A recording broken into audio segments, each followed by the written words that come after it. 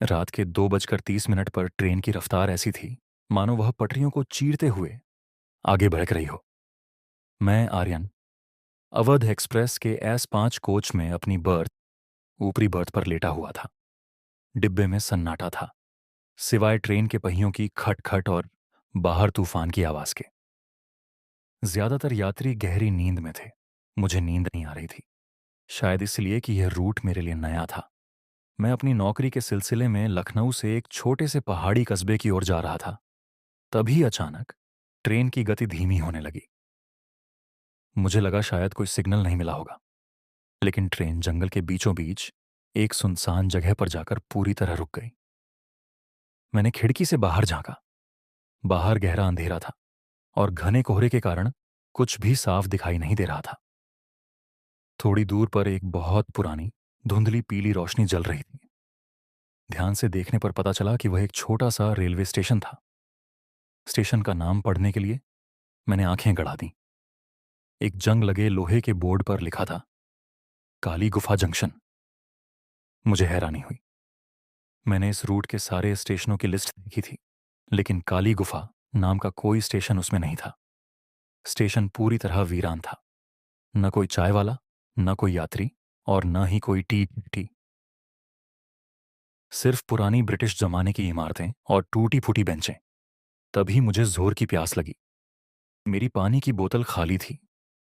मैंने सोचा कि शायद स्टेशन पर नल मिल जाए। सब सो रहे थे, इसलिए मैंने चुपचाप चप्पल पहनी और नीचे उतर गया। जैसे ही मेरे पैर प्लेटफॉर्म पर पड़े, एक अजीब सी ठंडक मेरे शरीर में दौड़ गई। हवा में एक अजीब सी गंध थी, जैसे गीली मिट्टी और जले हुए मांस की मिलीजुली बदबू। सन्नाटा इतना गहरा था कि मेरी अपनी सांसें भी मुझे शोर जैसी लग रही थीं। मैं नल की तलाश में थोड़ा आगे बढ़ा। प्लेटफॉर्म के फर्श पर जगह जगह काई जमी थी। तभी मेरी नज़र एक बेंच पर बैठे एक आदमी पर पड़ी। उसने पुराने जमाने की स्टेशन मास्टर की वर्दी पहन रखी थी। वह सिर झुकाए बैठा था और उसके हाथ में एक लाल लालटेन थी। मैं उसके पास गया और पूछा, माफ कीजिएगा, यहां पीने का पानी मिलेगा? उस आदमी ने धीरे से सिर उठाया। उसकी आंखों को देखकर मेरा खून जम गया। उसकी आंखें पूरी तरह सफेद थीं। उनमें कोई पुतली नहीं थी। चेहरा एकदम सपाट और पीला था, जैसे बरसों से धूप न देखी हो। उसने अपनी सूखी खड़खड़ाती आवाज में कहा, पानी? यहां सिर्फ खून मिलता है बाबूजी। मैं डर के मारे 2 कदम पीछे हट गया। क्या मतलब? उसने अजीब सी हंसी हंसी। ये ट्रेन यहां नहीं रुकती। तुम यहां क्यों उतरे? ट्रेन रुक गई थी इसलिए, मैंने हकलाते हुए कहा।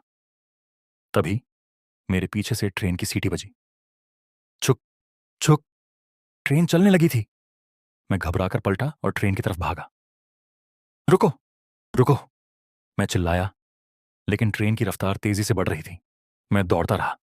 दरवाजे के हैंडल को पकड़ने की कोशिश की, लेकिन मेरा हाथ फिसल गया। मैं मुंह के बल प्लेटफॉर्म पर गिर पड़ा और ट्रेन मेरी आंखों के सामने अंधेरे में ओझल हो गई। अब मैं उस वीरान भूतिया स्टेशन पर अकेला था। मेरे साथ सिर्फ वह डरावना स्टेशन मास्टर था। मैं कांपते हुए खड़ा हुआ। मैंने देखा कि स्टेशन मास्टर अब बेंच पर नहीं था। उसकी लालटेन जमीन पर पड़ी थी, लेकिन वह बुझ चुकी थी। तभी स्टेशन के ऑफिस के अंदर से एक पुराने टेलीफोन की घंटी बजी। ट्रिंग ट्रिंग। डरते डरते मैं ऑफिस की तरफ बढ़ा। दरवाजा चरमराते हुए खुला। अंदर मकड़ी के जाले और धूल की मोटी परत थी।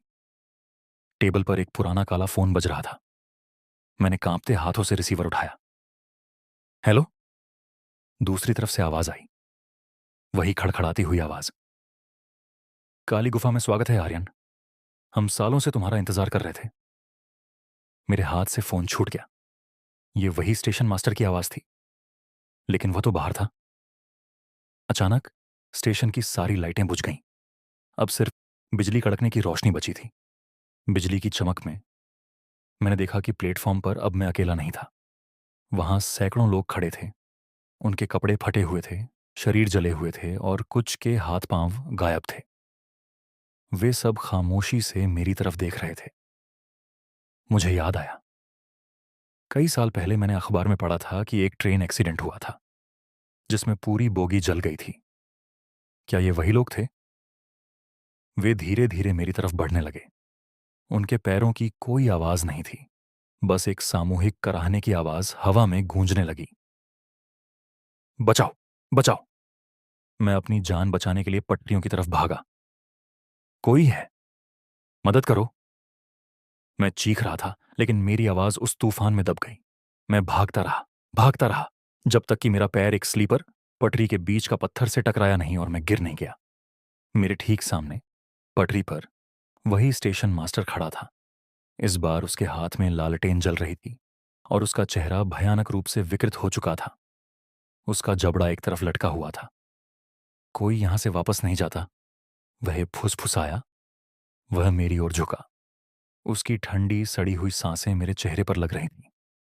मैं डर के मारे बेहोश होने ही वाला था कि तभी दूर से एक तेज रोशनी मेरी आंखों में चुभी। एक और ट्रेन आ रही थी। उसका हॉर्न बहुत तेज था। स्टेशन मास्टर और वह बेरव भीड़ अचानक पीछे हट गई। रोशनी तेज होती गई और मैंने अपनी आंखें बंद कर लीं। उठो भाई साहब, उठो! किसी ने मुझे झकझोरा। मैंने हड़बड़ाकर आंखें खोली। मैं पसीने से लथपथ था। सामने टीटीआई खड़ा था। क्या हुआ सर? आप इतना चीख क्यों रहे थे? मैंने इधर उधर देखा। मैं अपनी ही बर्थ पर था। ट्रेन चल रही थी। बाहर सुबह की धूप खिली हुई थी। यात्री चाय पी रहे थे और बातें कर रहे थे। मैं मैं कहाँ हूं? मैंने हाँफते हुए पूछा। अगला स्टेशन आने वाला है सर। आप शायद कोई बुरा सपना देख रहे थे। टिप ने मुस्कुराते हुए कहा और आगे बारियच गया। मेरा दिल अभी भी जोर से धड़क रहा था। क्या वह सब सिर्फ एक सपना था? वह स्टेशन, वह मास्टर, वो लाशें? मैंने राहत की सांस ली। शायद काम का तनाव था, मैंने खुद को समझाया। मैं अपना चेहरा धोने के लिए वॉश बेसिन की तरफ गया। मैंने अपनी जेब में हाथ डाला तो मेरी उंगलियों से कोई कागज का टुकड़ा टकराया। मैंने उसे बाहर निकाला। मेरा खून फिर से जम गया। वह एक पुराना, पीला पड़ चुका रेलवे टिकट था। उस पर तारीख 50 साल पुरानी थी और गंतव्य, डेस्टिनेशन की जगह लिखा था। काली गुफा जंक्शन, एक तरफा यात्रा, वन वे टिकट। और टिकट के पीछे ताजी लाल स्याही से लिखा था, जल्दी मिलेंगे आर्यन। मैंने घबराकर बाहर देखा। हम एक स्टेशन से गुजर रहे थे और वहां प्लेटफॉर्म पर भीड़ के बीच वही बूढ़ा स्टेशन मास्टर खड़ा था, हाथ में लाल लटेन लिए, और मुझे देखकर मुस्कुरा रहा था। ट्रेन आगे बरज गई, लेकिन मेरी रूह वहीं प्लेटफॉर्म पर छूट गई।